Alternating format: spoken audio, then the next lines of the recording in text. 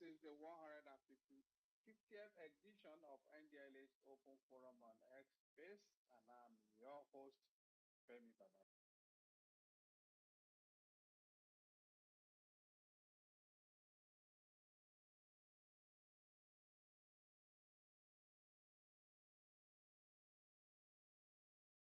Raise awareness, as we tell you every week, about substance abuse and its devastating impact on human life, public health, and indeed our environment is equally not there. This platform also serves as a channel for us to provide support to those struggling with substance abuse, especially those who need treatment. It equally means for us to update you about how the activities of the agency, especially when we're going to curb the scourge of substance abuse and illicit drug trafficking, as well as getting your feedback so that we can continue to improve on our deliverables and serve you, our society, and indeed humanity better. It's my pleasure to inform everyone already well seated on this platform that this conversation is recorded and is streamed live on our other social media handles, talking about our Facebook page, that's Attendele O1, Facebook, and Attendele TV on YouTube. You can always go back and listen to the recording after the conversation and even share with others. Well, I think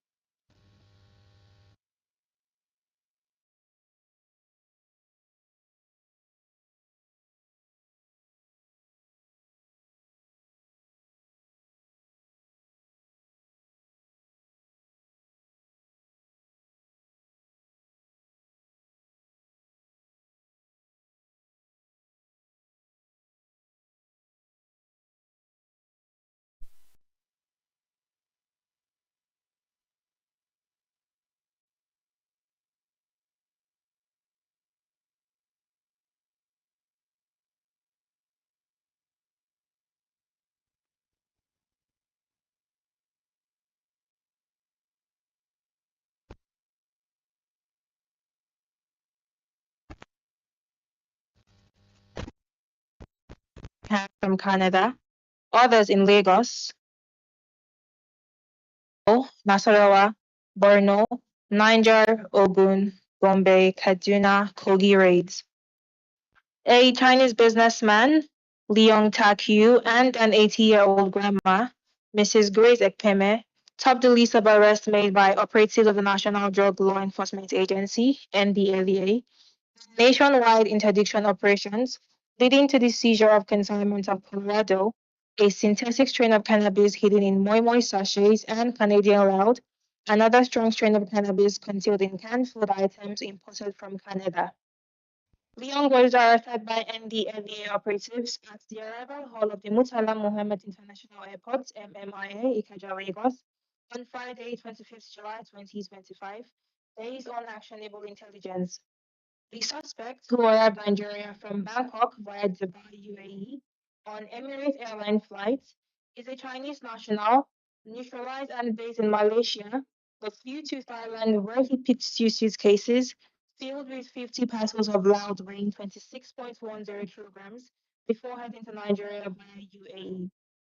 Upon his arrival at the Lagos airport, NDLEA operatives who were tracking his movement from his port of departure allowed him to pass through necessary protocols before picking him up on his way out of the airport.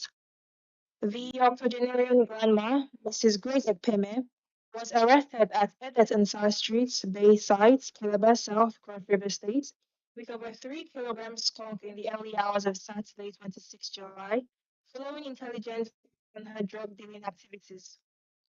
In Lagos, NDLEA operatives on Wednesday, 23rd July, intercepted a suspect, Chidi Agbafo, along Epeaja Expressway, while taking consignment of 21.7 kilograms Colorado, some of which were packaged in Moi Moi cooking sachets, and 3.8 liters of codeine-based syrup in a commercial bus to deliver in Warri and Oghara, Delta states. At the Apapa Seaport in Lagos, a total of 101 kilograms Canadian loud, factory packed in 202 tins of imported food item, labeled bean salad mix, and concealed in two Toyota Sienna buses in a container that came from Canada were recovered. The discovery was made during a joint examination of the container by NDLEA officers, men of Customs Service, and other security agencies on Friday, 25th July. No fewer than 71,000 pills of tramadol, diazepam, and dextrose were recovered from Usman Musa by NDLEA operatives on patrol along Abuja Kaduna Highway on Wednesday, 23rd July, when the suspect was traveling with the consignment of opioids in a commercial bus going to Kano. In Borno State, a 30-year-old lady, Binta Usman, was on Wednesday, 23rd July, arrested by NDLEA officers who recovered 30.1 kilograms of skunk from her house at Muna Muforo area of Maiduguri.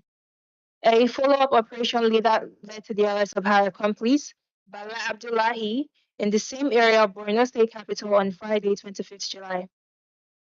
Three brothers, Nnanna Ozirinye, Chisom Ozirinye, and Maxwell Ozirinye, were on Saturday, 26 July, arrested when NDLEA operatives raided a cannabis plantation at Bending Corner Forest, Idoani, Ose local council area of Ondo State, where they destroyed 2,500 kilograms of skunk on an hectare of land and recovered already processed 121.4 kilograms of same psychoactive substance.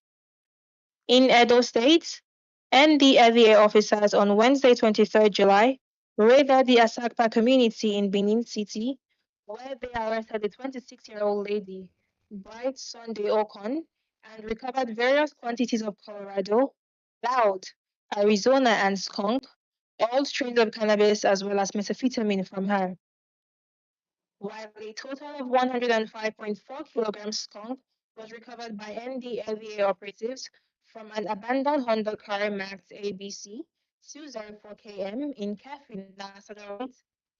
Their counterparts in Niger State on July arrested a suspect, Bashir Abdullahi, with 6,400 pills of tramadol, 225 milligrams, at Kasuwan Gwari area of Mina, even as a notorious drug dealer, Jamiu Omolaja, was taken into custody and 113 kilograms skunk retrieved from his enclave in Ifo, Ogun State, on Thursday, 21st July, after a violent resistance and attack on NDLEA operatives by members of his gang. A total of 10,910 capsules of tramadol were seized from a suspect, Adamu, aka Dankiado, by NDLEA officers on patrol along Gombe Bajoga Road, Gombe State, on Saturday, 26 July, while operatives in Kogi State on Thursday, 24th July, intercepted the consignments of skunk concealed inside gari, dried scent leaves, and other food items along Okene Lokoja Highway. A follow-up operation in Abuja led to the arrest of 27-year-old Kindness Bala, who was planning to travel to Katsina State with the cargo and later to Qatar. Similarly, operatives in Kogi on Saturday, 26 July, recovered 23,600 pills of tramadol, 300 ampoules of pentazocine injection, and 700 grams of skunk from a truck at a motor park in Ayingba area of the state. While commending the officers and men of Murtala Muhammad International Airport (MMIA), Apapa, Lagos, Cross River, Edo, Ondo, Nasarawa, Borno, Niger, Ogun, Gombe, Kaduna, and Kogi commands of the agency for the arrests and seizures of the past week, Chairman, Chief Executive Officer of NDLEA, Brigadier General Mohammed Buba Marwa, retired, praised their counterparts in all the commands across the country for pursuing a fair balance between their drug supply reduction and drug demand reduction efforts. That's it on arrest and seizures. Next is the updates on some of the water activities across the country for the week, brought to you by my colleague, Peace. Thank you, Netta. My name is Peace the Pastor, and here are some of the weather activities across the country for the week. The National Drug Law Enforcement Agency (NDLEA) is leading a national awakening and charting a visionary course toward a drug-free Nigeria through its transformative War Against Drug Abuse WADA initiative. WADA is more than a campaign. It is a unifying force that inspires hope, courage, and collective action in the fight against drug abuse. From classrooms and marketplaces to motor parks and places of worship, WADA is building grassroots momentum. raising awareness and driving prevention efforts with exceptional reach and impact. It empowers everyday Nigerians to thrive as agents of change. Through this bold initiative, the NDLA is not just addressing a crisis, it is paving the way for a future grounded in health, safety, and shared responsibility where every citizen can thrive free from the grip of drug abuse. In line with this, on Monday, 21st July 2025, the Niger State Command of NDLEA advanced its grassroots drug education effort, a wider sensitization lecture delivered to students and staff of USFA's Comprehensive School, WIDA. The session focused on promoting awareness on the dangers of drug abuse and inspiring students to adopt a lifestyle rooted in discipline and informed choices. Similarly, the Lagos State Strategic Command deepened its school-based drug prevention outreach through a wider sensitization lecture at Government Junior College, Agege. Interactive engagement encouraged students to develop resilience against peer pressure and become advocates of a drug-free future in their communities. Further advancing its advocacy drive in the Northwest, the Sokoto State Command organized a Water Enlightenment lecture at Government Day Secondary School, Araba, Ilela.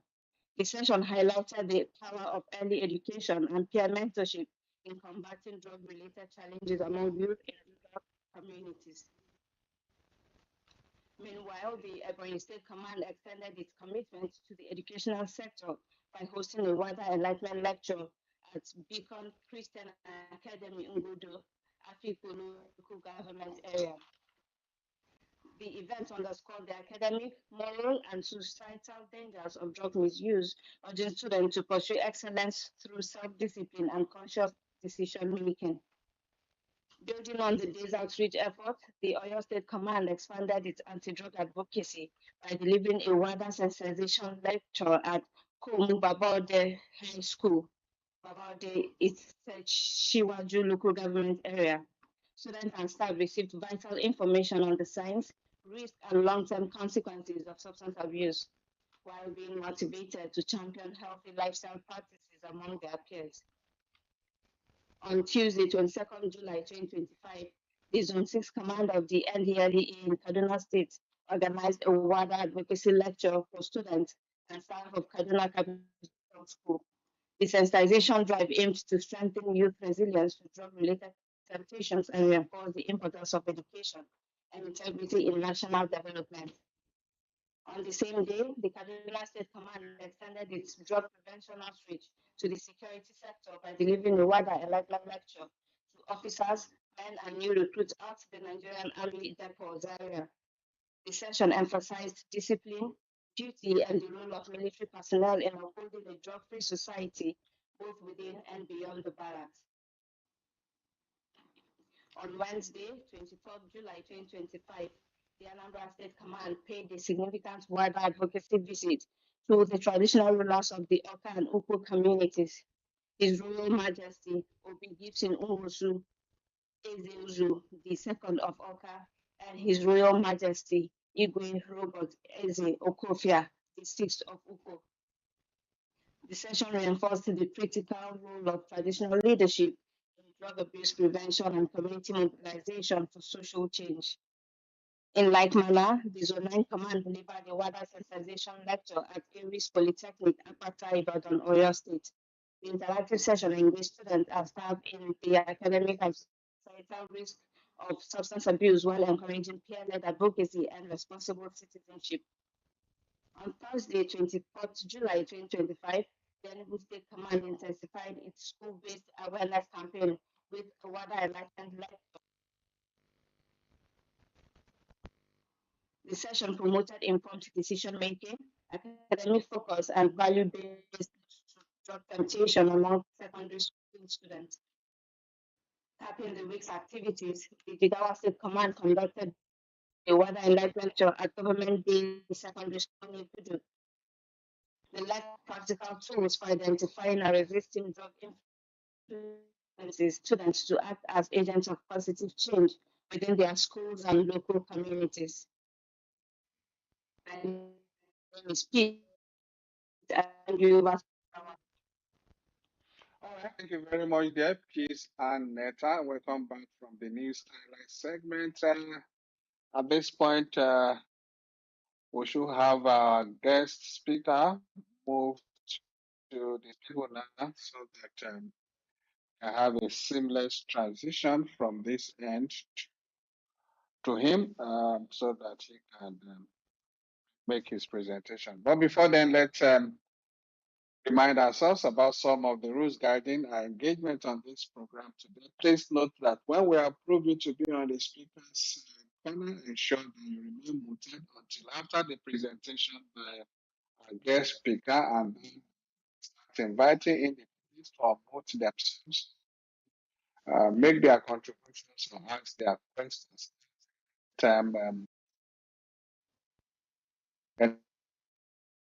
Anyone is allowed uh, your cooperation like we do every week. Thank you very much for keeping to that. Now, before I get to introduce our guest speaker, let's also tell you about the NDLA's call center.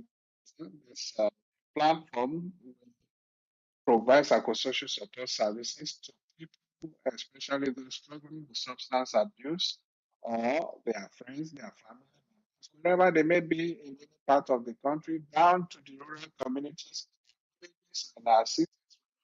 Maybe all you need to do to access the services provided at the coast is to pick your phone and dial a toll-free helpline, which is 0800 102030. The number again is you are struggling with substance abuse, you need treatment, you need support,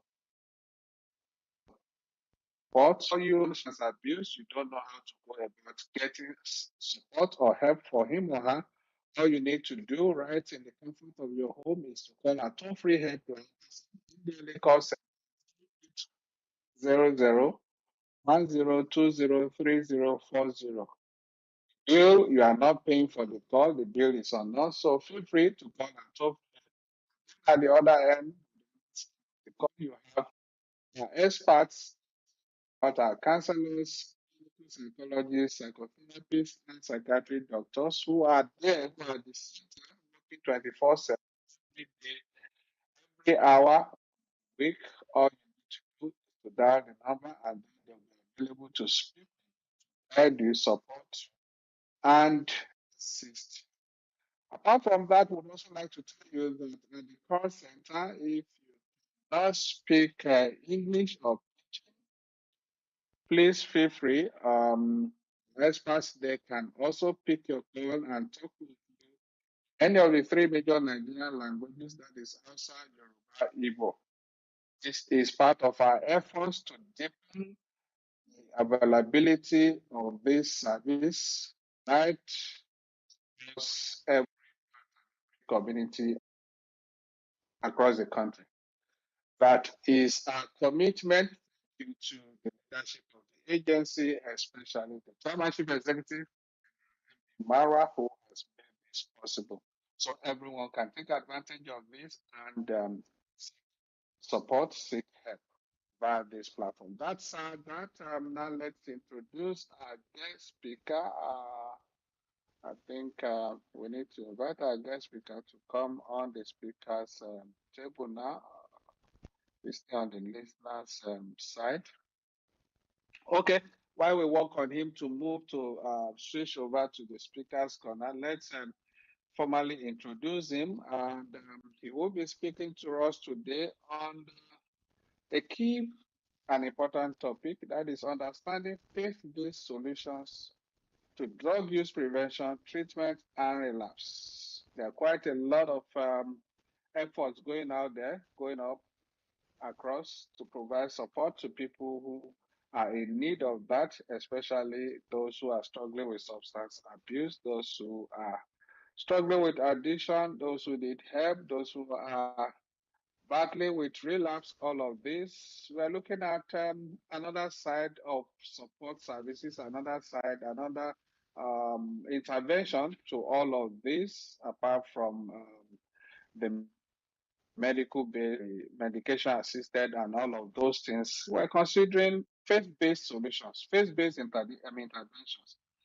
Now, to lead us in that conversation today is no other person than Ejikeme McBishops Ogbuehi, who is the coordinator, International Substance Abuse and Addiction Coalition, that is ISAC, in Nigeria.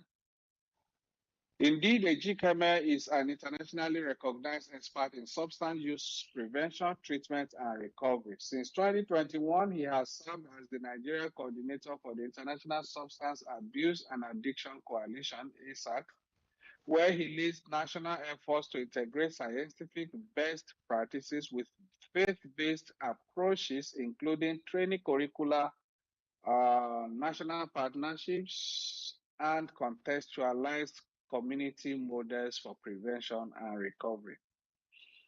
Ejikeme is also currently holds the position of Assistant General Secretary and Chair of the editorial and webinar board of the Nigeria chapter of the International Society of Substance Use Prevention and Treatment Professionals, that's ISOP Nigeria.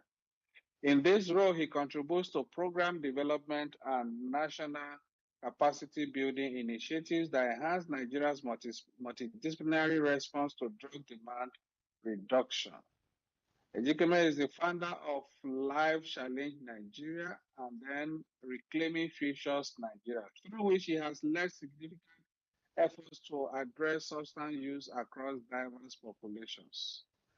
On the platform of Life Change Nigeria, there he focuses on faith-based prevention and recovery, while Reclaiming Futures Nigeria supports trauma-impacted, conflict-affected, and justice-involved youth and communities with structured pathways for prevention and recovery.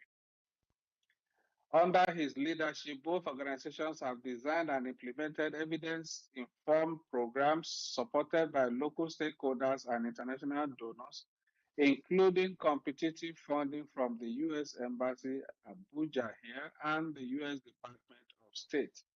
This demonstrates its capacity to deliver impactful, and scalable interventions with measurable outcomes. Ejikeme is an alumnus of the International Visitor Leadership Program, IVLP, of the United States Department of State, where he focused on substance abuse prevention and rehabilitation. In recognition of his global engagement and service, he was conferred with the honorary citizenship of Pensacola, Florida, by the city's mayor in 2017, acknowledging his contributions to international cooperation in addiction prevention and recovery. Since 2017, Ejikeme has served as a national focal person for faith-based collaboration in prevention and recovery, led youth mobilization projects, and facilitated access to international exchange programs, trainings, and conference participation for young leaders and emerging professionals in the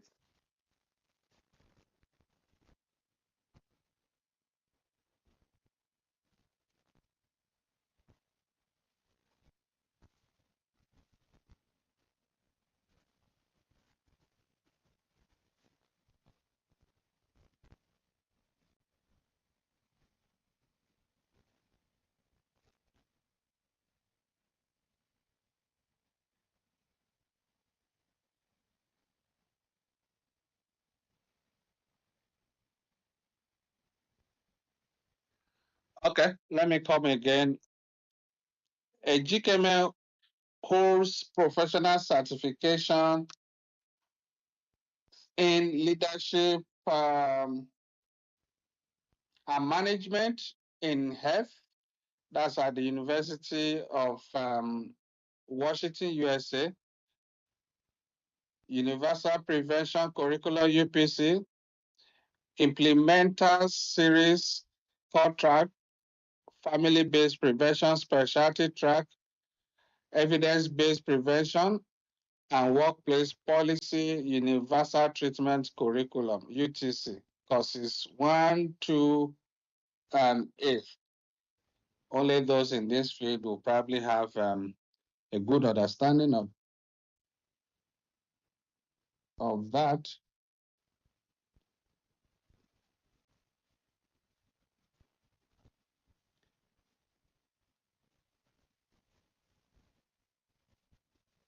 Okay, he has also completed over 20 specialized workshops and certificate level courses on addiction recovery, faith-based interventions, mental health, and trauma care. Since 2017, Ejikeme has consistently demonstrated high-impact leadership by training and mentoring over 200 professionals in substance use disorder, SUD prevention and recovery, leading 32 community-based initiatives across Nigeria and contributing more than 11,900 hours of documented community service while raising over 400,000 US dollars in competitive grants and donor support.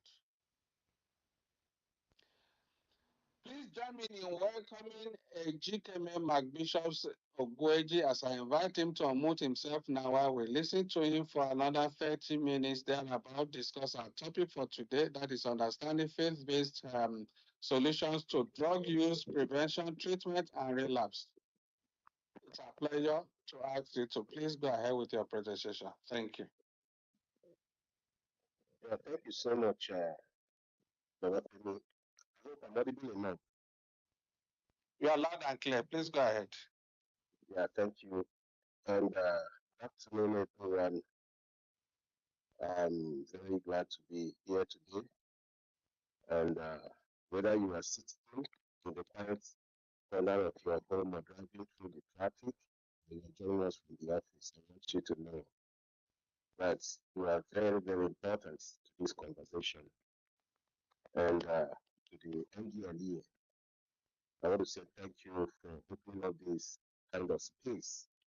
It's not every day that we have the opportunity to speak so openly about addiction, about faith, and about hope. I mean, all in one breath. Usually, when we hear about drugs, talk is about arrest, seizures, raids, but through this space, the narrative is changing. The general public is beginning to see the other side of the story. Because behind every statistic is a face, and behind every case is a name, and behind every relapse is a heart that once dreamed of something better. Let me start by saying something important. Addiction is not a damn problem. When I say a damn problem, I mean DHEL. It's not a damn problem. It's not just the problem of the guy on the street corner or the girl whose life went off track. Addiction touches all of us. Substance use touches everyone. Even if you have never touched drugs, maybe your cousin has, your neighbor, your colleague, or your friend's son.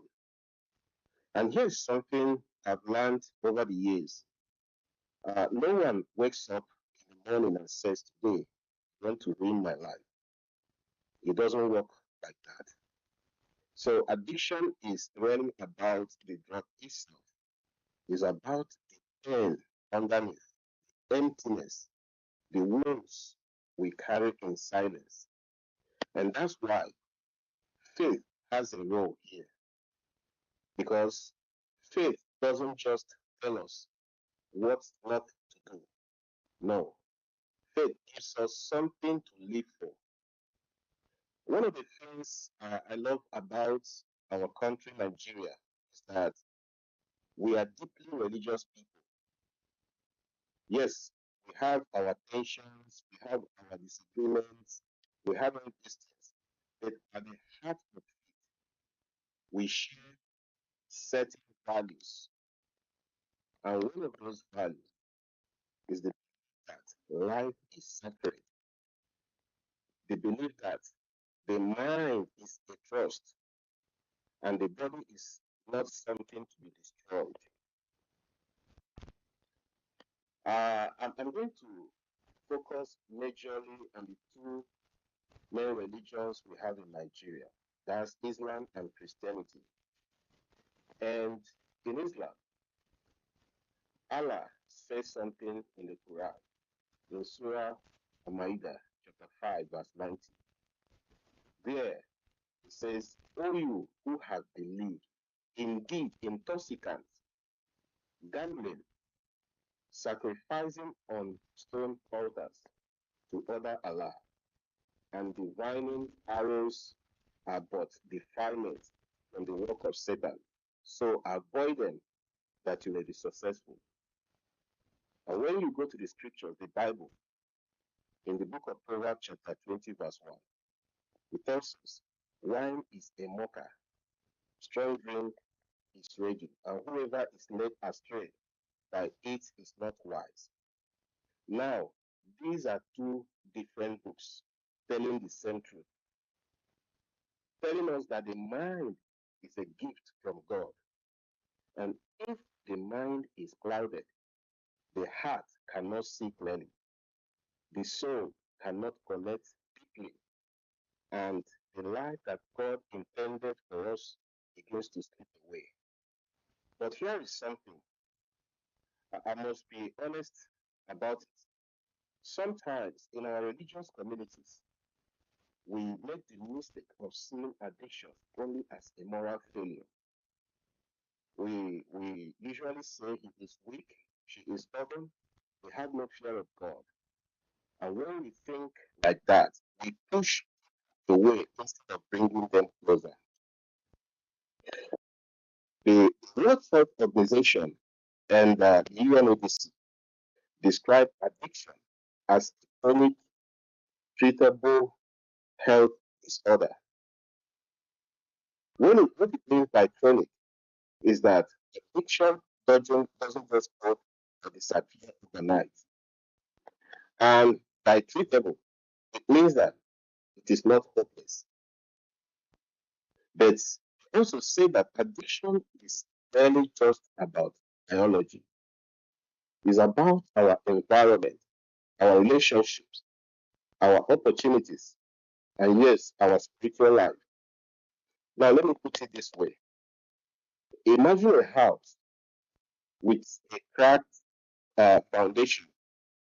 You know, rain doesn't just destroy it.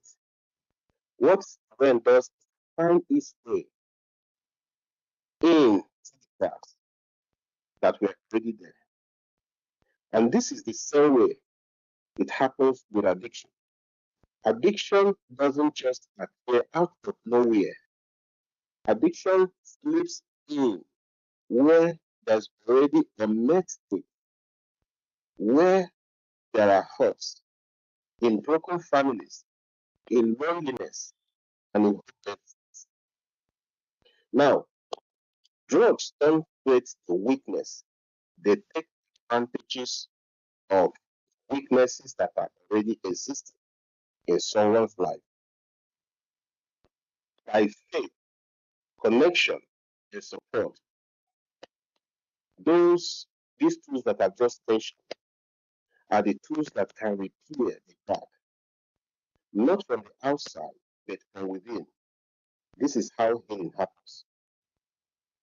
In our Nigerian context, we see certain patterns again and again in the stories of those darkness substances. We see a teenager starts hanging out with older boys after school because there is no one to guide him at home. We see a young woman who uses codeine syrup to cope with the pain of abuse she cannot tell anyone about. We see a young man in the IDP camp who uses tramadol to forget what he saw during a violent attack on his community. A university student that tries just once because friends promised to help him read all night for exams or because he wants to be part of the circle week. Now, behind each story is pain.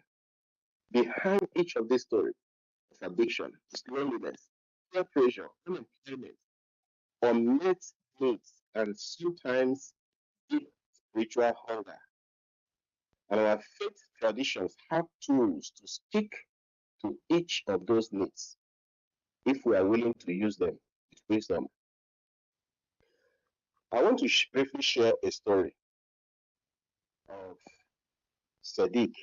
That's not his real name, but I decided to use Sadiq here because to protect his personality. I met Sadiq in Kano, where he grew. His father died when he was 12 years, 12 years.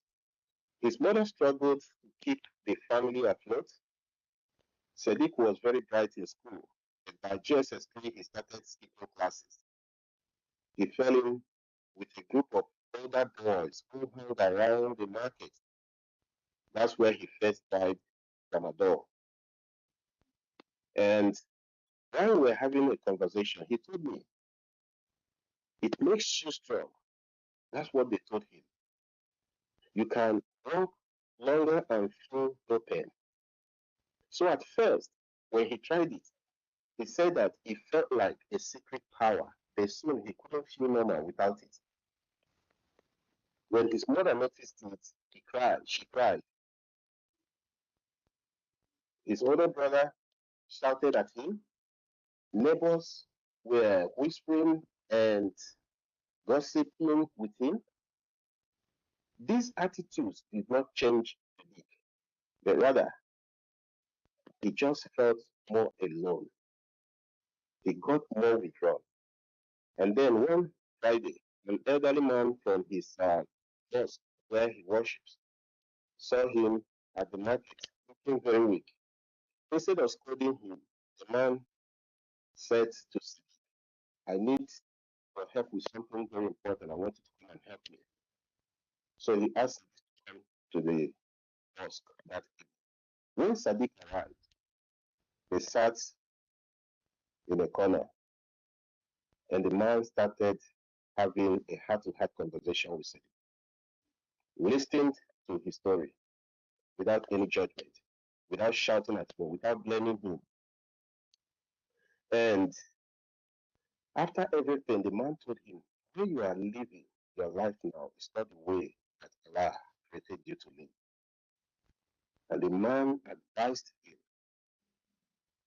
Sadiq told me that that evening he made a plan.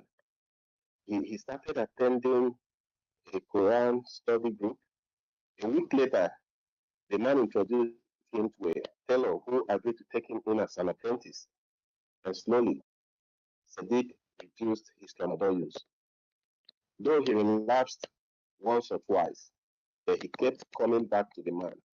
Years later, Sadiq is now a tailor with his own shop. And he tells people that what saved him was someone seeing him, not just his mistake.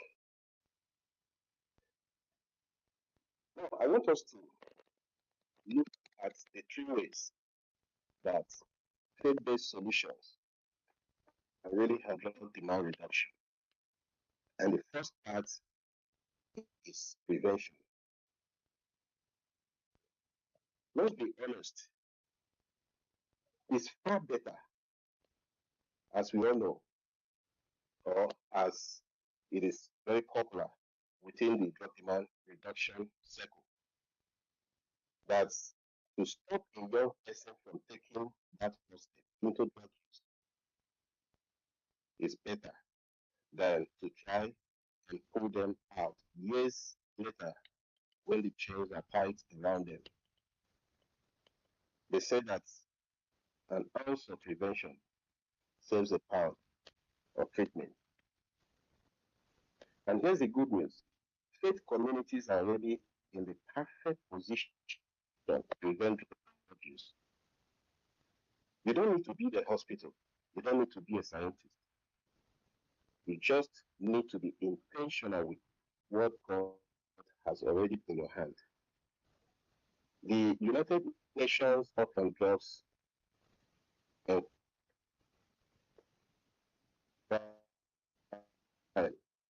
they say prevention works best when it starts early, builds life skills, and strengthens connection with family and community. Now, think about this. Where do millions of Nigerians start early in life? Apart from the family, where else do you think that people start their life early in life? It is in faith spaces. The church Sunday school, the mosque madrasa, the youth fellowship, and the Islamic camps. These are places where children are already learning values, already building identity. If we integrate prevention into these spaces, we plant seeds before harmful habits can take root. Let me paint a picture. There is a program, a faith-based prevention program for children called Life Clubs. Here, children gather in halls to learn life skills that are rooted in the Bible. Rather than teaching scripture in isolation, the teachers share stories of real challenges faced by biblical characters. The teacher tells them about a Bible character like Joseph in Egypt. And they don't just tell these stories alone. They tell them about how Joseph was tempted, but was strong enough to say no. Then the teacher turns to the children and asks, if someone offers you something dangerous, what will you say? In that moment, the children are not just memorizing classes, they are gaining a life skill and the courage to say no with confidence. That's prevention in action, prevention that is grounded in faith. Another prevention tool is mentorship. This is where our faith communities can really distinguish themselves and shine. In Islam, the Prophet Muhammad, peace be upon him, mentored many young companions, guiding them in character and responsibility. In Christianity, Jesus took time to work with his disciples daily, answering their questions and shaping their choices. So when an older, trusted member of the community, perhaps a youth leader, an elder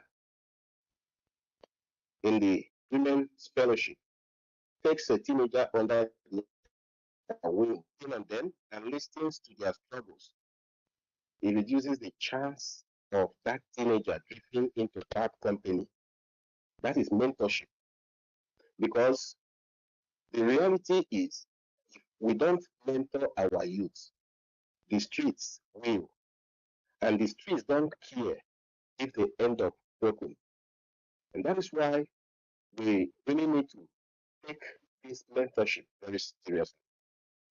And the faith communities provides a very good platform for mentorship. There is this guy I met in Jos. His name is Musa. Musa was still a teenager when he lost his father.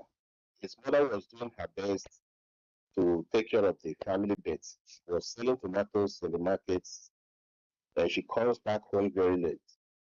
So Musa started hanging around with boys who introduced him to cannabis and other substances. One day, his imam noticed his absence from Juma prayers, that he was no longer regular. Instead of scolding Musa from the pulpit and using him as a negative example, the man visited Musa's home. He offered to teach him basic carpentry at the mosque because the imam was also a carpenter. And within months, Musa was spending more time building furniture than he was spending time on the streets. And years later, Musa is a carpenter with apprentices of his own.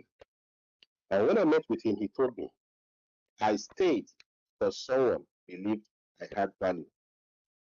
That's the power of mentorship. Here is another big one, still under prevention. That big one is to keep our young people busy with good things. That is part of prevention. And that is called positive engagement. The old saying is true that an idle mind is the devil's workshop. Churches and mosques can run football clubs, music groups, craft workshops, drama teams, anything that can give young people a positive peer group. And it's not just keeping them busy, it's giving them identity. When a boy knows he's a striker for his football team at the mosque, he's less likely to see himself as just another guy in the street. When a girl knows she's part of a church choir, she's less likely to be pulled into destructive circles. And that is why the NDLEA often partners with community events because prevention, not just lectures, prevention is about relationship. Another way that faith community can also play a big role in prevention is by using the power of our pulpits, whether it's a Friday Uber or a Sunday sermon. Powerful. But too often we use it only to condemn. We amplify our views. When we say drugs are bad, take away and then we can. Now we need to think about this. What if instead we share stories of people who overcame addiction? What if we preach about forgiveness for those who care that the doors of the mosque and the doors of our churches are open to the struggling, not just the perfect? Imam in Medugri that dedicated part of his Kuba every month health topic that includes substance use. He found out that more young people started approaching him privately for advice, something they would have never done if only he shouted on them in public. And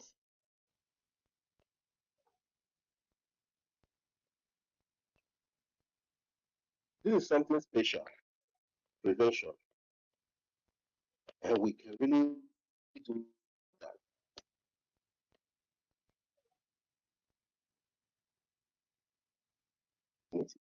The faith community important role in prevention, which is very special, is using interfaith prevention strategy.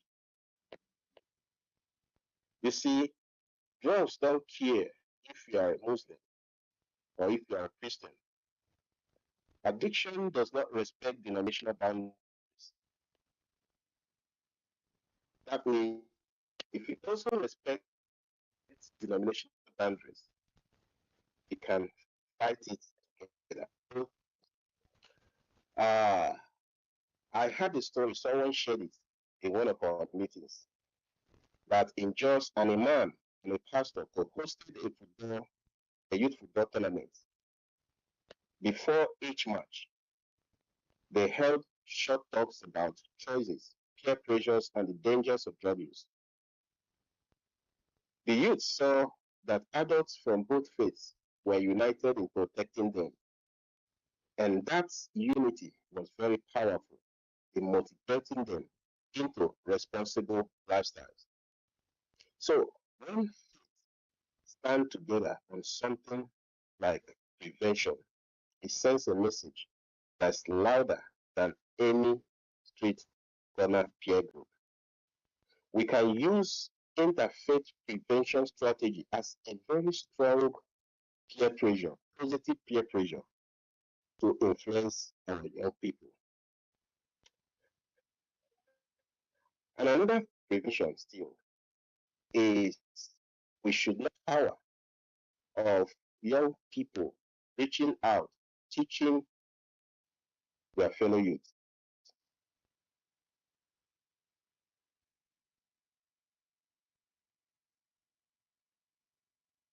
It's all about training a few peer educators and they can influence dozens more. And the question is, why does this work? It works because sometimes a teenager will listen to another teenager before they listen to an adult. Now, if the messenger speaks their language, hears their style, hears their music, the message goes deeper. So churches can train youth leaders, mosques can train youth volunteers, give them the tools, and they will carry the message further than we can imagine. So prevention is not a mystery. It's not a foreign import. It's not in our sermons, unfortunately. It's not in our madrasa lessons. It's not in our youth activities, in our mentorship or sports field, our choirs, our sports. That is where you find prevention. It's not a foreign agent. You find prevention in our sermons. You find it in our madrasa lessons. Find it in our youth activities. Find it in our mentorship, our sports field, our choir, our skills workshop. When we exploit these avenues can effectively provide prevention programs that work for communities. And every faith community in Nigeria decided that every child, every teenager in their care will be both spiritually grounded and practically equipped to resist drugs, we will see a transformation. Quickly, let me proceed to treatment and see how faith-based solutions can really play a role in treatment. You see, when we are talking about treatment, we are talking about those who are already struggling. We are talking about our brothers, our sisters, our children, and our friends. We are talking about people we know, people who are dear and near to us. Prevention is powerful, yes. But what happens when the first step has already been taken? When the person we love is already caught in the grip of a drug? When they say, I can't stop, what happens? This is where treatment and rehabilitation come in. And I want us to understand this clearly, that faith is not a replacement for medical treatment. Faith is not a magic wand that we wave over someone and suddenly the craving vanishes. But faith can be one of the strongest partners in that journey to freedom. When someone enters treatment, whether it is in a hospital ward, a counseling center, or a rehab home, they are not just dealing with a drug, they are dealing with shame, they are dealing with guilt, with broken relationships, with a future they no longer believe in. And UNODC and World Health Organization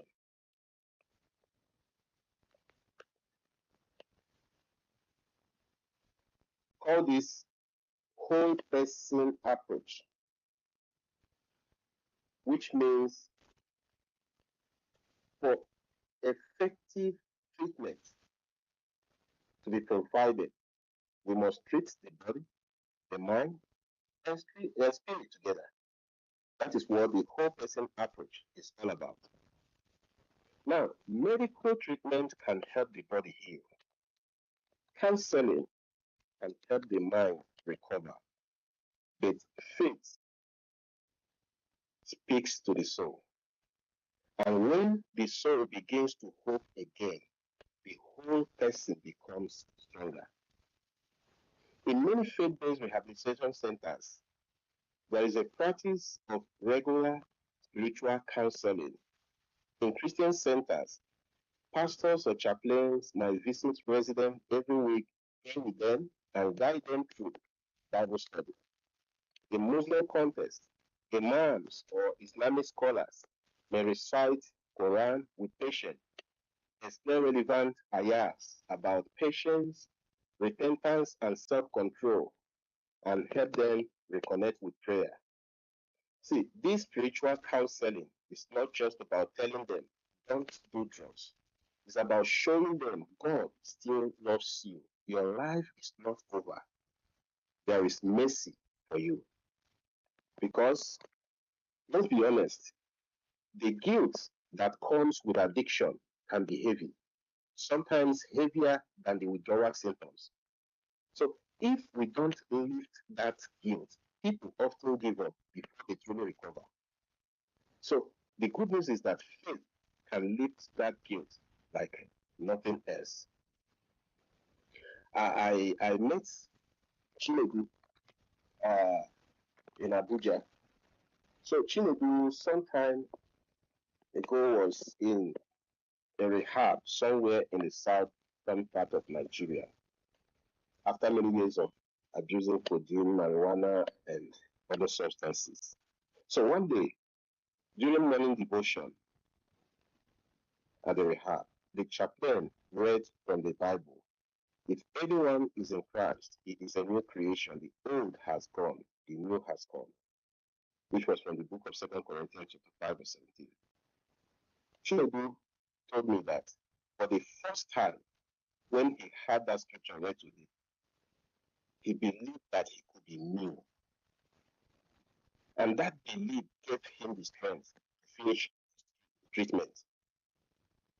So one of the ways faith strengthens people in treatment is through scripture, sacred words that remind them they are not alone, that all hope is not lost.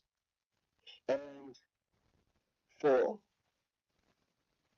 the Muslim brothers and sisters, I have seen the ayah from Surah Asha, especially 94 verses, touch hearts deeply.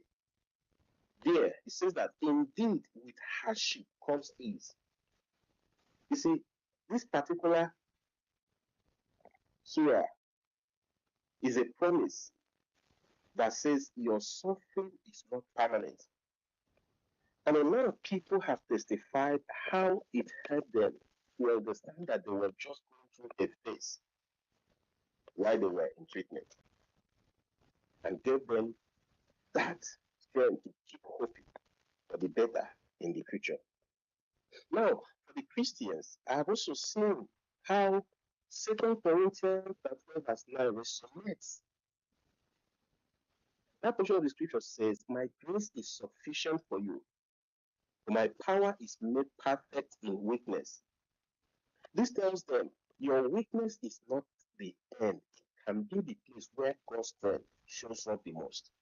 So in treatment, every day can feel like climbing a hill, climbing a mountain.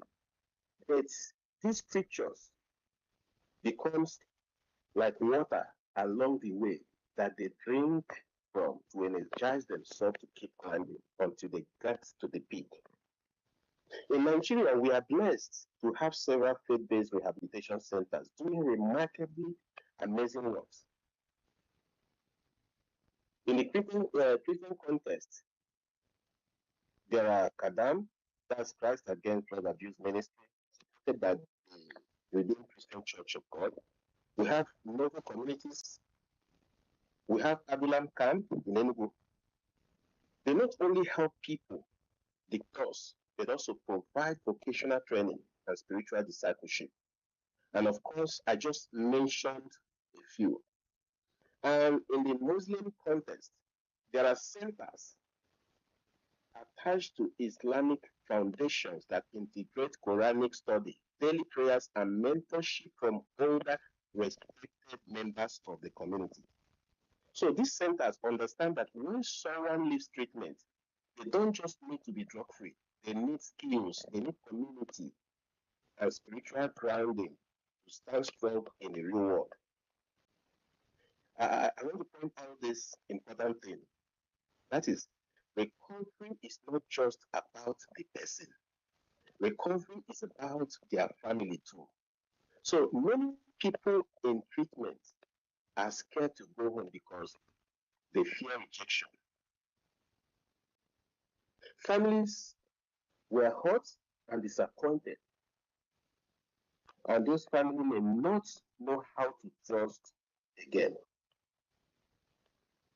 This is where faith-based solutions come in again in treatment. Here, faith leaders can bridge that gap. I've seen imams sit with angry fathers and help them understand that forgiveness doesn't mean forgetting. It means giving a second chance. I've also seen pastors walk mothers through prayers until they have the courage to embrace and welcome their child back. Without family support, treatment is much harder, and faith can open the door to that support again. Something happened that I also like to share. You see, I know this young man, Farouk, and he shared with me that when he was leaving rehab in Kaduna, he was afraid. He dreaded going home. His father had disowned him. So, and a man who had been visiting him in rehab offered to mediate. So the imam invited the father to the mosque, prayed with him, and reminded him of the prophet's teaching on mercy. That night, the father embraced Farouk and said, "Come home, you are welcome." So Farouk says that that moment gave him more strength than any medicine, than anything he has ever received in treatment. He knew he had a family to return to, and he made up his mind that he was not going to disappoint his father a second time.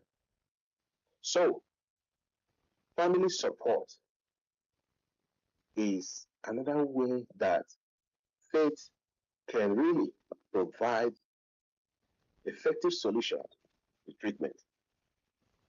You see, one of the invisible battles in treatment is stigma. You know, in some communities, just being known as the addict, an addict, follows someone for years, even after recovery. People keep seeing that person through the lens of an addict. That is how people call them. See, but you see, faith can really play a big role in neutralizing stigma, in addressing stigma, because when faith communities openly celebrate recovery, when pastors invite people in recovery to share testimonies, when imams speak of their progress in Friday sermons, it changes the narrative. It tells the community this person is not a shame. They are a sign of God's mercy. And that shift can make all the difference between a relapse and a lasting recovery. So, when we talk about treatment and rehabilitation in a faith context, it's not just about replacing doctors with preachers. No. It's not just about replacing psychologists with prayers. No. It's not just about replacing counselors with positive mindset, which people interpret as faith. No. It's about combining the strength of both worlds, medical science for the body, counseling for the mind, and faith for the soul. And when these three work together, we don't just see people getting clean, we see people getting whole. Now, quickly, let me talk about relapse. You see, recovery is not the end of the story. No. In fact, in some ways, recovery is the beginning because once someone has gone through treatment, the real challenge begins. How do you keep the change? Becomes the question. Many people think that the danger is over once the drug is out of the system. But according to the UNODC and WHO, World Health Organization data, the risk of relapse is highest in the first year after treatment. Why? Because while the body may be clean, the triggers, the stress, the loneliness, the old friends, they are still out there waiting. You see, so let's talk about why relapse happens. It's not always about weakness or lack of willpower. Sometimes is running into old friends who still use, and sometimes they can cajole one into using again. Sometimes is passing by the same street corner where the drugs are sold, feeling stressed, angry, or heartbroken with no healthy way to cope. It can also be thinking maybe I can handle one more bottle, just one bottle, I can handle it. You see, that's why in AA it is said that one glass is too small for the alcoholic, and one glass is too much for the alcoholic.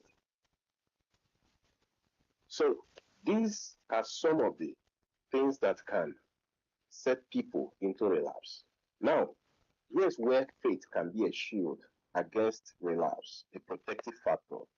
Because faith teaches us how to stay alert, how to stay connected, and how to replace harmful habits with life giving ones.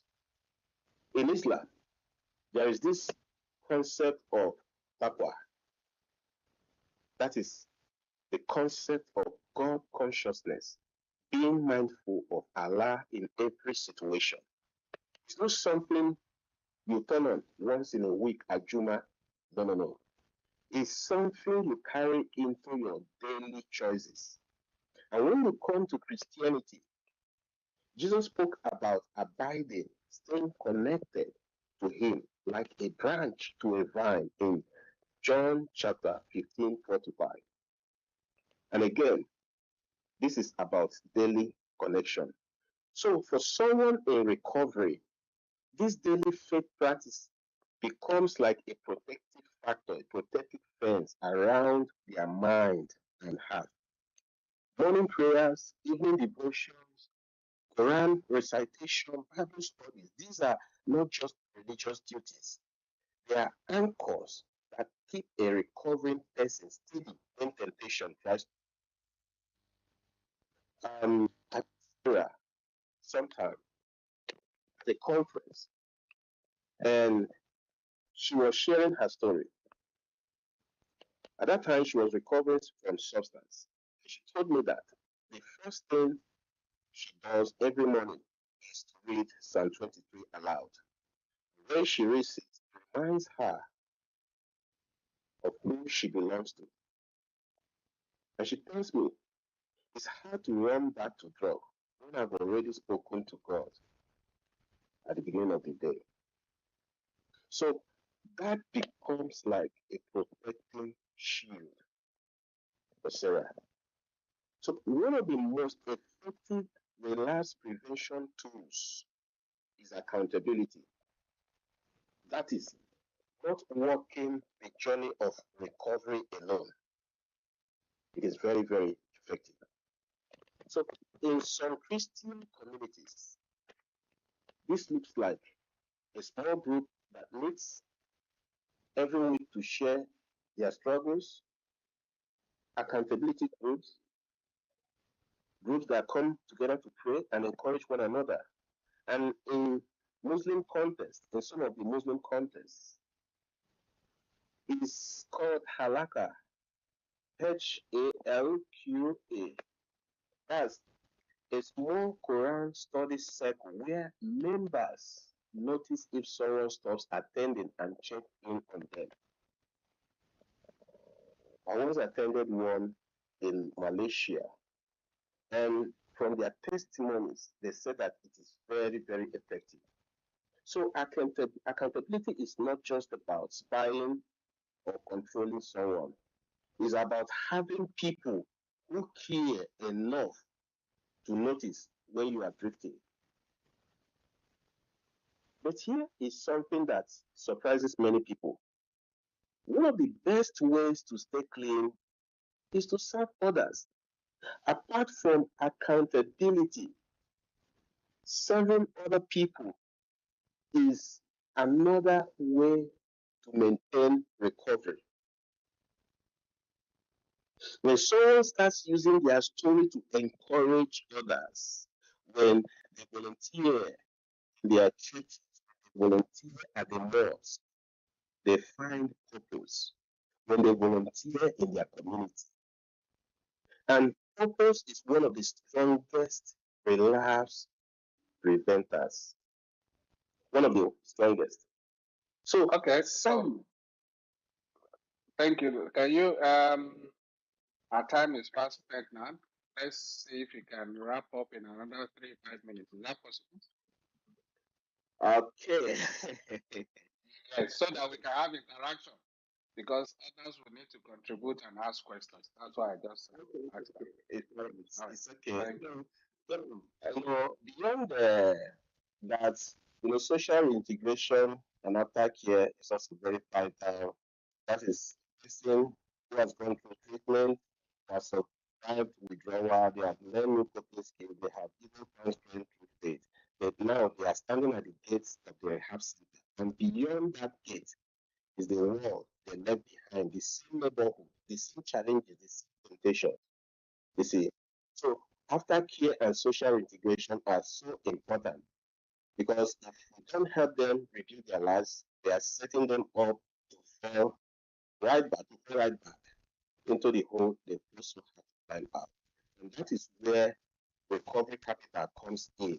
And faith-based, uh, the faith communities can really provide those recovery capital. Do you know this is said that recovery is not complete when treatment ends? Recovery is a long-term process that includes integration into society.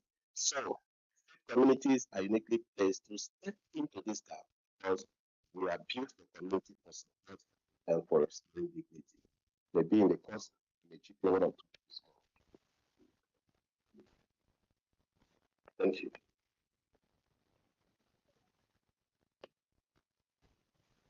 Hello, can you hear me?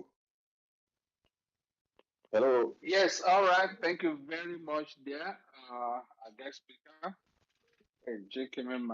Bishop of OAG. He's been speaking with us over the last 40 minutes.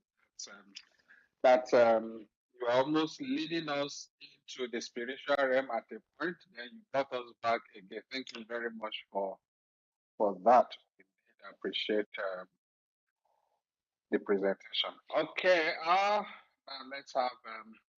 let's begin to have the exchanges for those that may want to contribute or ask questions. Time to switch over to the speakers corner so that we can identify you, approve, and then you stay muted until we start inviting individuals to make their contributions or ask their questions. But quickly, before we get to that point, let's acknowledge all of our compatriots who have joined us by our Facebook page. Thank you very much for being there and for um, being part of the conversation today. We also appreciate all of those who have joined us on our YouTube page. Thank you very much. Also, we acknowledge all of you. Next, here we also appreciate all our compatriots, especially Dr. James Komalafe. Thank you, Dr. James.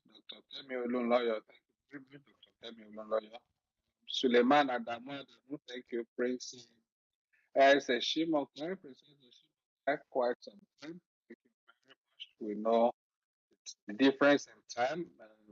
Shimokai is of the U.S. military, but serving somewhere in Asia. Thank you very much for part of the conversation. Soy Whisper NG, thank you, Funsho Jima. Adatu Hama, thank you very much, Adatu, for being part of the conversation today. Mohammed Aboki Express Logistics, Danjuma Mohammed, Lawar Sanusi Anka, thank you, Erin Lejon, thank you, Godwin, MM Cars Automobile, thank you, Yusuf Badamasi, thank you, Prince Isaac, thank you, Uthman Maker, thank you, Victoria Ochechi, always available, Primark, that's an NGO being led by our friend there, Austin Abusureme. Thank you. Primark, Adewale Omoba, thank you, Olamilekun Ojikutu, Olaton, Shooks, Pascal Iwebu, Manuel, Sabiu Sulema, thank you, Benga Emi, Simon, that's at Simon Wada, thank you, Engineer Bolaji Ismail, thank you, Jude Marco Jude, thank you, Momo Jubril, Engineer Wale Adeboye, thank you, Isaiah Shimoko, thank you for being part of the conversation today. Also, Dede, Tola Rahman, IRHDA, Jamil Sikiru, JJ Salami, Dikri Ola, Kino Tan Daniel, Anderson Jeffrey, Babajide Eleyi of Ibadan, Olma Abiodun, Shofarasi, Nelson Oko Oza. Thank you everyone for coming around to be a part of the conversation today. Let's take a pause there and then we'll continue. We still have the time later, but now let's start the interrogation and have contributions, questions. Okay, I've seen two of leading compatriots on this platform. Okay, let's check if Dr. Kemi is free. Dr. Kemi, are you available? Then let's have your take or your question. Thank you. At least I'm not in Nigeria market. Good afternoon. That was some time ago. You always Yeah, 3 years. make us hear the noise from Aja market. Yeah, the market. 3 years, so 3 years has gone 2022. Well, good afternoon, everybody. I'm Dr. Kemi Lunayo. I am a doctor of pharmacy. I'm retired now, and also a journalist, a specialist. What's this presentation that you did, sir, was fantastic because this is an area where nobody wants to talk about. Oh, Muslims are doing drugs in Kano. They're drinking codeine. Um, Christians are doing drugs in schools. They're abusing every manner of drug. We had a young man that came here like 2 or 3 years ago and spoke from one of David Oyedepo's school where he attended. It was a beautiful presentation, and he owns his own NGO now, helping people get off drugs. We never want to talk about religion. It's a big problem. Some people will say, why did you have to say Muslim? As a Muslim women are drinking codeine in Kano. Okay, are there Christians in Kano? Then fight starts. So at the end of the day, we must talk about religion more. This was a fantastic presentation, sir. I really enjoyed it. But I do want to say a small short story before I get off the speaker's corner. Something that I personally was embroiled in 2017. And Mr. Babafemi and Chairman Nara don't know about this. Safe for their space. In 2017, October specifically, there was a young man at Redeemers University who actually unalived his father at home. He killed his father at home. They had an argument. It's been going on for a while, but he took his father's life. He now dismembered his son, his father. Please, this is why we have Google. Everybody can Google it. He dismembered his father and took his body parts and threw it into a box of Indomie noodles. Okay? I know some people are going to be laughing back there. It's not even funny. Let me continue. He took the biggest box of Indomie noodles. There are two sizes of those boxes, the big one. He now put the body parts of the father in and took it back to the school. He hid it under his bed in the dormitory. Within hours to 25, 26, going on to 48 hours, his roommate started smelling horrible stuff. The smell of the dead body consumed the whole dormitory, the whole compound. The police were called. When this happened, the boy was arrested. They found the father's body parts, and I started going after the school. Nigerians came for me in all social platforms. I'm sure some of you have heard that. I always fight Pastor Adibri. This is the reason. And at the end of the day, I went for Adeboye's jugular. I was criticizing the school because boy was on drugs. And the drug he used that specifically caused this was crystal methamphetamine. This is a drug that you can't even tell what the person is on. This is a drug that makes people do drastic things like killing people, stealing, cutting people. One boy tied his mother to the tree. We have stories of Miri. That's the Igbo name. Miri crystal meth. And I can't even start the stories in America. But here in Nigeria, here in Africa, and over there at home, it's very bad. And the NDLE did a fantastic job in the Southeast because when we go there, the Southeasterners will abuse me on social media saying, hey, why am I picking up this, blah, blah, blah. It is what it is. It was really bad in the Southeast. And the NDLE did a very proactive measure. And we found the problem and we helped. People like me and others on this space come here to speak more about this thing. Now, as much as crystal meth has gone down, this Adeboye case, I was so honored to the point that on October 17th of 2017, Pastor Adeboye launched a rehabilitation center, a 100 million naira rehab center. Many people don't know these things until I send you to Google. Pastor Adeboye now started a rehab center within the school, within the university, that anybody on drugs can come and get off drugs. Something like what the NDLE did, the NDLE Rehab Center, that's what Pastor Degree did. 100 million. And everybody was like talking, there was all this side talk. And my late father, would come home and say, a lot of people are talking about you. Some of them would call my father and be reporting and be saying all kinds of stuff. And some would commend me and say, the children of the rich use a lot of drugs. And this is something that had to happen. So I want to commend Pastor Adeboye, which I did at the time, and I continue to commend him to the rehabilitation center he started. Whether you're rich or poor, Muslim or Christian, this is a global problem for drugs. And just to let you guys know, let the cat out of the bag a little bit, Mr. Babafemi. Next Friday, I'm the speaker on this space, and I'm doing a presentation with regards to the climate change issue around the world in the United Arab Emirates. Okay, the UAE people, yeah, they love me and all, but they're also into the climate stuff. And the thing about Arabs, I know that generally Arabs, I've never been to the UAE.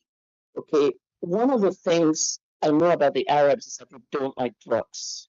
They do not like drugs. If you bring drugs into their country, there are death penalties in Saudi Arabia and so on and so forth. So I'm going to be making my presentation here as a bonus to my own country. Charity begins at home before I go to the UAE. But I do want to tell you guys how this climate change and drugs are affected because we are growing some drugs that we need in medicine. But those drugs, if we don't grow them, one population will die, another one will also die if they use it wrong. Use it right, you die. Use it wrong, you die. I'm specifically talking about drugs that we're growing on the ground, like Afghan poppy. The Afghan poppy grows mainly in Afghanistan. It is big money for the farmers, but not as big as it's like Facebook. Zuckerberg paid 2 billion to each of his boys, and he left with Facebook. Look at what it's worth today, 200 billion. So the Afghan poppy, as much as they pay those farmers, once they ship them out, the money that's going to be made from the byproduct, the very first product of Afghan poppy is heroin. Heroin is big money, and the people injecting it into their bodies, rich, poor, and it's spreading HIV because the poor is sharing the needles, the rich is doing it in their house. But we need heroin because of the metabolites. I'm a pharmacist of 37 years, retired. The metabolite of heroin is morphine. We need that in medicine. So we have to convert those African puppies to heroin before we can make morphine. So if we don't have morphine, there will be people with terminal cancer and other ailments that will die. So this is what I'm presenting next week. Drugs is more than what we're talking about here. It's religion, it's food, it's blood, So these guys in the United Arab Emirates, they're so much concerned about climate change and the COP29 summits and stuff. And I think the world needs to hear me at these summits. That's all I have to say. Thank you, sir. Your presentation was really good. We must take it to the churches. When I'm settled, I'm going to enter churches, mosques, everything. Somebody has to start. Appreciate you, NDA. Appreciate everybody. All right. Thank you very much, Dr. Emi Olunloyo. insights always. All right, next I don't believe it's what next speaker will want to speak because that's already taken. Okay, let's have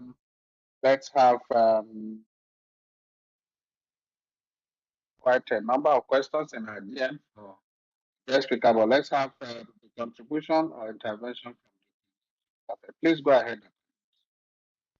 Thank you so very much, Mr. Femi Babafemi and the group on ground at NDLEAX today. Wow, what a very fundamental intervention and explanation our uncle made today. Dr. Kemi Olunloyo, thank you so much too for speaking out your heart. I think I will connect so pivotally to that agenda by supporting your effort from the professional side of it so that it can be a mixed breed and then we can make it acceptable, adaptable, and also hitting the ground running. Now to our guest speaker, I want to ask how far so far you've been able to differentiate to especially our religious friends and families the world of difference between behavioral violation and demonic interference. On very many occasions, when I handle cases, local, national, international, and even at intercontinental level, there seems to be that confusion among people for which I have come in on so many occasions to say, hey, you can't treat them as mutually exclusive or what. You have to know that there is a line of divergence. For example, if you refuse to brush your teeth for 7 days in the name of prayer and fast, and you didn't take water, and you are beginning to have some diseases entering, eating up your gums and the rest like that, that is simply a behavioral issue. You can't start binding the demon that is affecting or attacking your dentition. So, sir, Mr. Guest Speaker, can you just throw light for all of us here to learn a bit? Where do we draw the nexus between behavioral violation and demonic interference? And how do we separate and handle them? Thank you very much. All Okay, right, thank you very much, Dr. James. Please go ahead, guest. okay. Thank you so much, Dr. Kumana, for that question. The difference between behavioral violation and the money. I want to say that the difference there might not actually be on the part of the reality of the demonic torment, but on the part of ignorance, on the part of ignorance among some of our faith leaders. And we didn't get the chance to talk about that. There is need for training and capacity building for the faith leaders and the faith community so that we can effectively provide interventions that do not cause harm, interventions that do good, not harm. You see, the misconception in most cases among faith leaders is that they are jack of all traders, of trade, of all trade. They can do everything, and that everything can be handled just by prayer. So they don't give a place for knowledge, a place for skill. And this is where training and capacity building comes in. When they are properly trained, they will be able to do the right thing. They will understand the place for referral. That's attack. Yes, they can support with prayer, but they can also make referral to professionals. And that is why when I started earlier, I said that faith-based solution is not a replacement for medical interventions, because but it is going to complement the medical interventions. So challenge is that most of our faith-based solution providers, they jump into the space without adequate training. They jump into the space because they saw a need. They are so burdened about the need, and they just want to see how they can provide solution without waiting to can do whatever they are going to expect. It's not every issue that is demonic. It's not every issue that is demonic. One, we just completed the training, and one of the pastors that attended the training was telling me that when he was new in this place, one of his members helped him to cancel with his son that just all of a sudden left school and returned back home and refused to go back to school. They did everything. The guy was just sitting back at home. He would dress up, take his bath, eat, watch television. If there's light, if there's no light, he'd go in and sleep. He wasn't doing anything, no motivation. So when he in, told him that the morning attack, and he was always praying. It was later on in the course of time that he got to understand that guy was having psychotic and started substances. He started using marijuana at a very early age that resulted in that psychosis.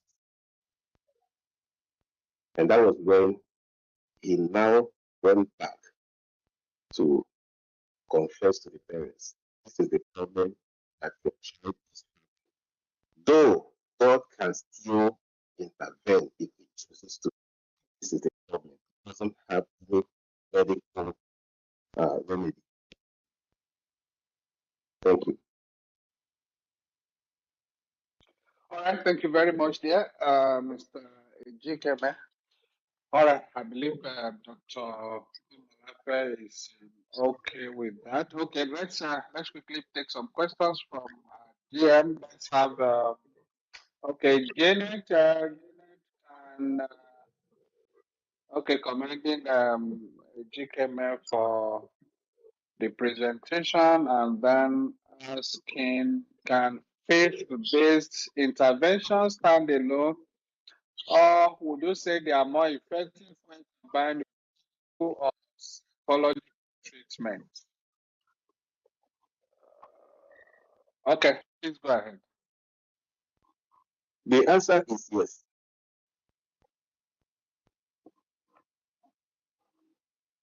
Okay, yes, that's can faith-based organizations stand alone, or are they more effective? Which of the Okay. I didn't get the first part of the question. Sorry. Well, in my opinion, I will advise that don't stand alone. Yeah, it shouldn't stand alone because definitely there will always be medical needs. There's always a place for medical science, both in addiction, recovery treatment, and it shouldn't stand alone. All right, thank you. Let's take this one from Olua. Olua is asking, how do these faith-based interventions handle withdrawal symptoms and medical emergencies? Do you get that? Okay. Yeah. I think that is a question that should be directed to the programs. Okay. Yeah, because there's no universal template for that. in my own opinion and in my own practice, I follow the standard uh, operation. But if you're asking that question, I think that is why we really need to look at some of those that put these rehab centers and see what they are doing, how they provide their services, if they are doing it in line with at least the minimum standard for rehabilitation services in Nigeria. Okay, but for me, in my opinion, I go by the standard medical procedure for withdrawal management. All right, thank you there. Let's quickly take. I'm trying to rush as through many questions as much as possible because our time is also running fast. Okay, this is coming from Oyelado. Oyelado is asking. All of them are commanding. I'm just keeping the same thing. That is, I'm just going straight to the questions.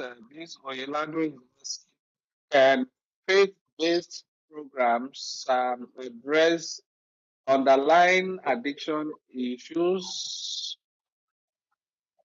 Yes. I just help our faith community.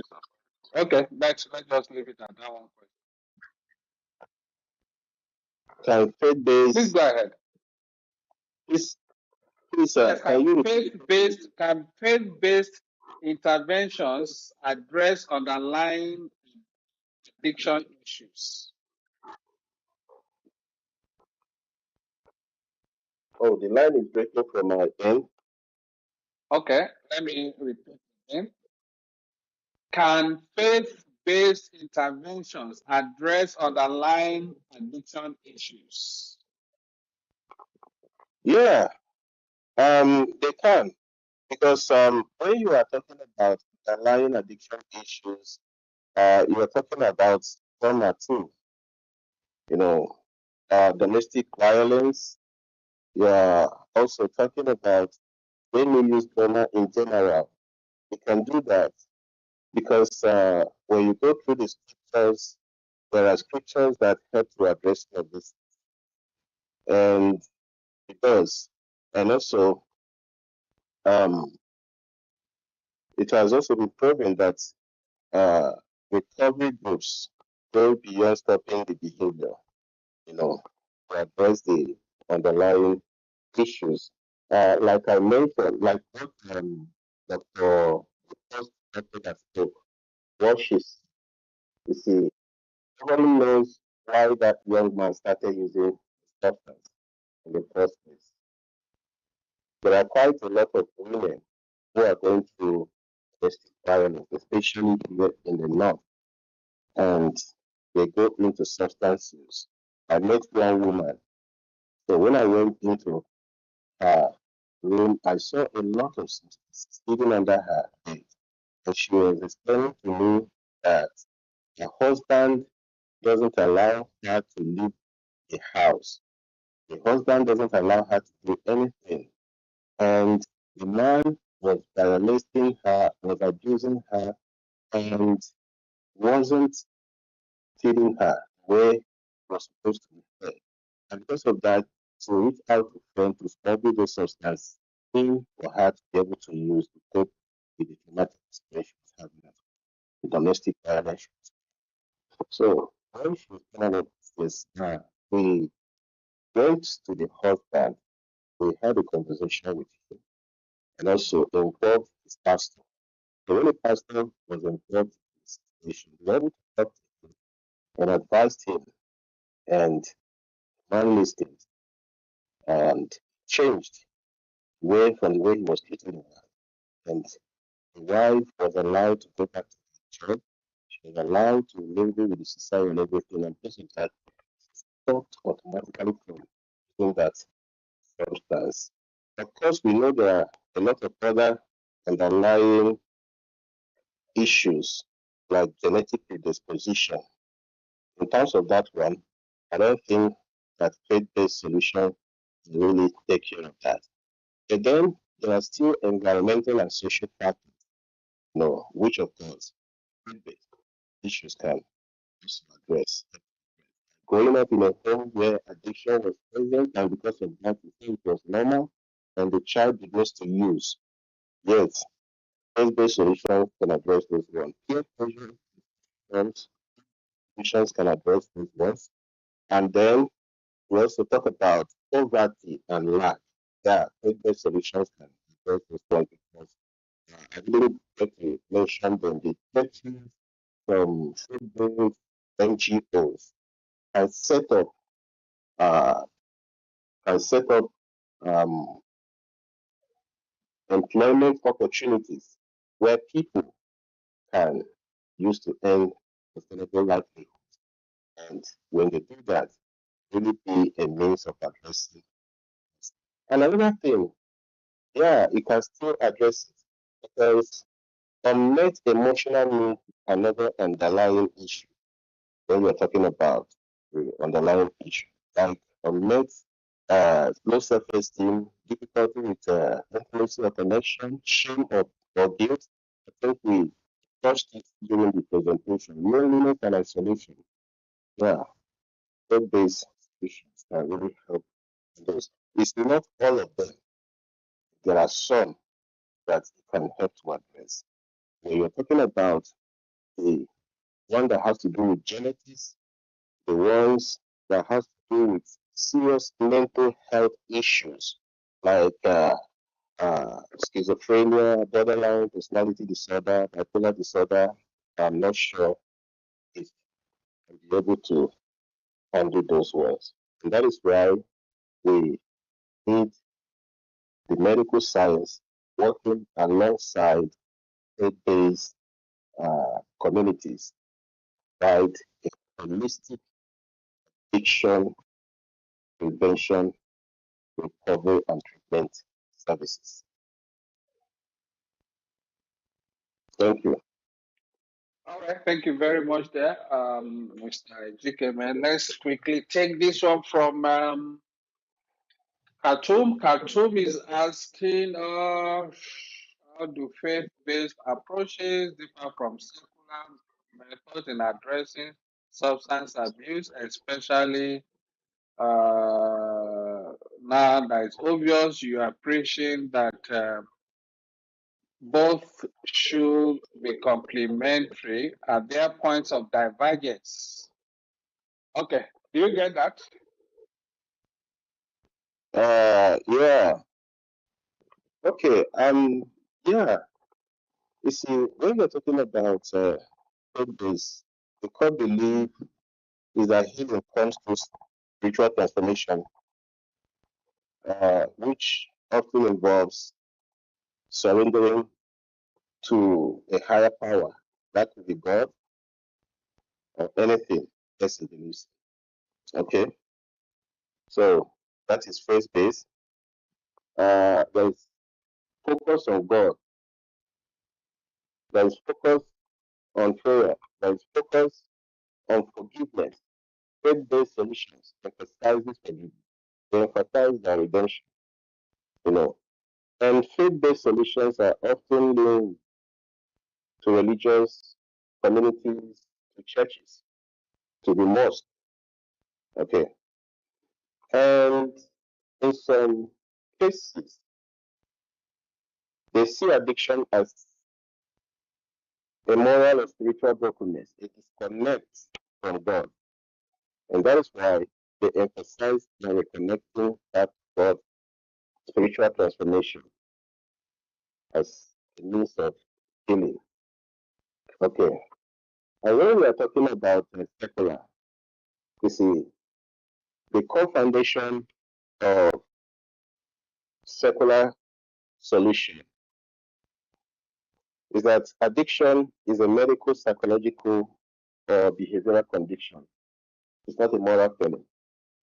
That's what the secular talks about. And then when we're talking about the secular, there's a key emphasis on self-empowerment, on behavioral change, you see. And also, When you're talking about the medical, we're also talking about using certain tools like motivational interviewing, cognitive behavioral therapy, psychological approaches. Okay, and they try as much as possible to avoid religious or spiritual language. That is why it is emphasized that addiction is a brain disease and not a moral failing. You see, it's a brain disease characterized by compulsive drug seeking despite negative consequences. And there is, you don't have that emphasis on ritual transformation for someone to recover. It's not there. And then, uh, when we're talking about the secular is open to clinical treatment for co-occurring mental health issues, just like the last patient has. So there's always that openness for clinical treatment for co-occurring mental health issues. And again, when we're talking about the secular is always trying to promote rational thinking. You don't surrender, rather, you own up and you are active in your recovery journey. The spiritual, the faith based will ask you to surrender to God. And when you surrender, God helps you. But this one tells you that you need to rationalize it. And when you rationalize it, then you are able to your recovery. So these are some of the differences. Very much there. Let's take the next one from Moyo. Moyo is asking, let me skip first question, her first question. All right. I think there are quite a lot of reasons for that. I think there are quite a lot of reasons for that. There are a lot of things that are responsible for that. First, we know that addiction is also uh, caused by genetics. Okay, there's a role of genetics in addiction. So it's possible that that young person has inherited a predisposition to addiction, which, regardless, is what makes them vulnerable. Okay, I think another thing is also mental health issues, like depression, anxiety, and attention deficit hyperactive disorder. These are also This can also increase the risk of addiction. And of course, you know that even pastors commit suicide. So no one is immune to these mental health conditions. And when some of these young people begin to experience it, if they don't get the proper help, they may resort to substances as coping mechanism. And another thing is trauma, you know, trauma. Uh, yeah, they may be raised in a religious home, but there could be certain levels of dysfunction in those homes. You see, like neglect. Of course, we have seen fathers who are not present. They are providing for their children, but they are not present in their children's life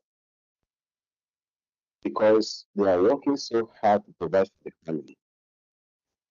So it can really create a gap in the life of that young person that is possessing substances.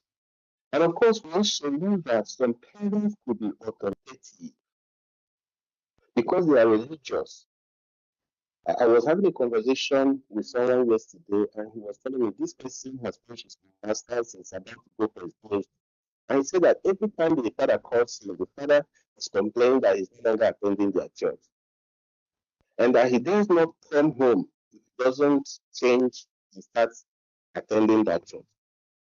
And you can imagine if the man is still struggling to wield such level of influence on this guy while he is away from home, he is now independent, he is working and he is earning money to support himself, no longer depending on them. You can now imagine what happened while he was still with the parents. So some of these religious parents could be very controlling, they could be authoritarian in their parenting approach. And that will now make their children, when they leave home, they decide to express their freedom.